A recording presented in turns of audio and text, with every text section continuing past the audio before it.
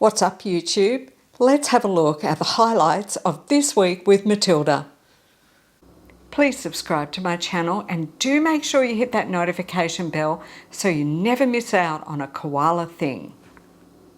In this video, we're going to get a peek at some history of the property and great past koalas and unveil some news. Matilda hasn't been around for a couple of weeks, so it's great to see her back on a wet day. We're going to see her in several different trees over the course of this week, and this one is a swamp mahogany, which is a primary koala food tree. The pale branches, those grey, ghosty kind of colour that you can see in the background there, are flooded gums. These are the trees that Ellie really likes. We've been having pretty mixed weather the past week, and you can see today's all blue skies, and Matilda just couldn't be more comfortable. She is definitely the queen of sleeping in classic koala style, and I love how she always manages to just prevent dribbling in her sleep. Now, this area is where the very first trees were planted back in 2011. It's hard for me to believe that they're actually turning 10 years old. Now, over this last 10 years, this area has been a favourite for a few great koalas. Let's have a little look. We'll start with Enigma. He was seen in this small area 56 times. What a great nose pattern he has. Now, Maxine, she started in this area, but she was only here 39 times, so she spent time on lots of the property. And Stevie loved it here. See that tiny little hand hanging out of her pouch? And there's Frankie's whole head sleeping away while the rest of him was in her pouch.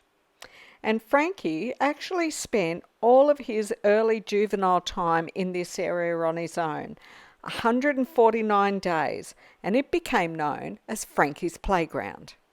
Ellie particularly likes this area of the property and hangs out here most of the time. You can see that the trunk of this 10-year-old tree is now about koala width. These gums shed their bark each year, and you can see some hanging in front of Matilda there. After shedding, the trunk becomes completely grey and smooth. You can see some unshed bark at the base of the trees there. We've got a good look at Matilda's hand here with the two opposable thumbs and sharp claws for climbing. Koalas often stick one or even both feet out, often with the toes splayed, while they remain relaxed and sleeping. Now, see this tiny little bird on the left? That's a rainbow beeeater. There's heaps of these on the property, which shows that there's an abundance of thriving insect population. It's really hard to focus on it, so here's a couple of still photos so you can see just how stunning they are. They're extremely good hunters and so colourful. And now we've hit the exciting part of the week. I'm not 100% certain, but is that a suspicious bulge? What do you think? I can't describe how difficult it can be to get footage like this, through the branches, from a distance, without disturbing the koala.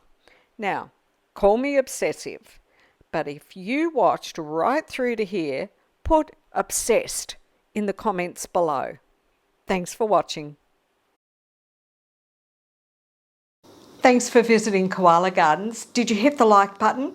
Now, before you go, there's lots more great video to see, and make sure you've subscribed and hit that notification bell.